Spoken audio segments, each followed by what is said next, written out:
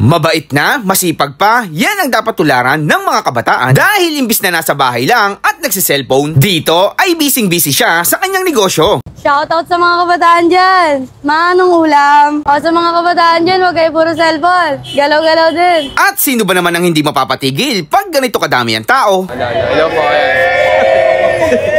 Ang daming tao. Dahil dito nga, yung hotdog sandwich na overload ay 50 pesos lang. At kung dalawa naman kayo, ay meron silang buy one take one sa Tender Juicy na for only 70 pesos lang. Neneng B, hello po. Hello po. Kamusta? Ano po mga tinda nyo dito? Ano lang po, Hungarian po, tsaka Giant Hotdog, tsaka Tender Juicy po, buy Ito yung one take Hungarian. one. Nasaan yung Hungarian dyan? Ito po yung Hungarian. Ito. Tapos Ito po yung Giant Hotdog. Giant hotdog. Ito po yung Tender Juicy, buy Magkano one take dito one. sa Giant? 50 pesos po, overload. Ito yung pinakamahal. Hindi po, 50 pesos lang po. Lahat to 50. Apo, ito po ang 70 natin, buy one take one. Ano pinakamabenta mo dito? Hungarian po. Hungarian overload. Hungarian na lang pala. Okay, try na. Ano oras ka nag-open dito, Neneng B? 12 po ng tanghali hanggang 10 p.m. po ng gabi. Sipag mo rin, no? 12 ng tanghali hanggang 10 p.m. po ng gabi. 10 p.m. Araw-araw yan. Araw-araw po. Nakakailang hotdog ka sa isang araw? Mga 4 na balot po. Ilang piraso yun? 36 po. 36, okay. Anong location nyo dito, Neneng B?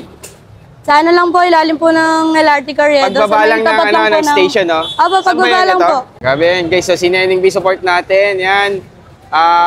Isa na namang batang negosyante. Dahil hintayin na lang natin yung order natin, guys. Alas 12 ng tanghali, nandito sila sa may pagbaba lang ng Carriedo Station. Yan. Nakikita nyo yung cart nila.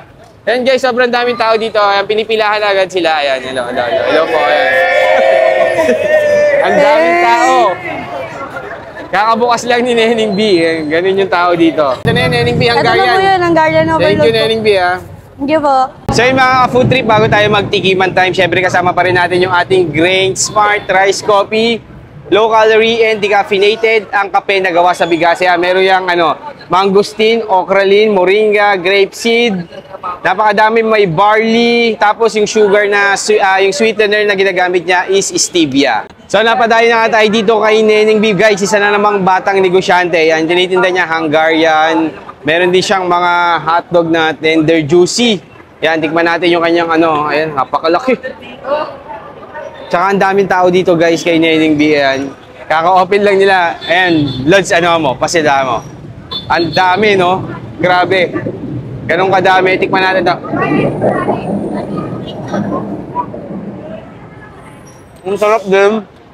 Tsaka maganda sa kanya, guys. Hindi tinitipid ni Neneng B sa mga sa ingredients. Tignan mo naman yung cheese niya, no? Umaapaw. Ang dami. Panalo. Sa halagang 50 pesos lang yan. Meron kang 3 pagpipilian. Pinakamabenta sa kanila yung Hungarian. Yun yung itry nyo pag pumunta kayo dito. Yan, alas 12, pagbaba nyo dito sa LRT.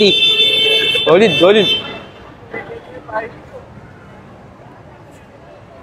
Oh.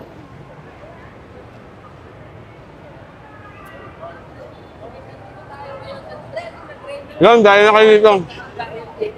Neneng B!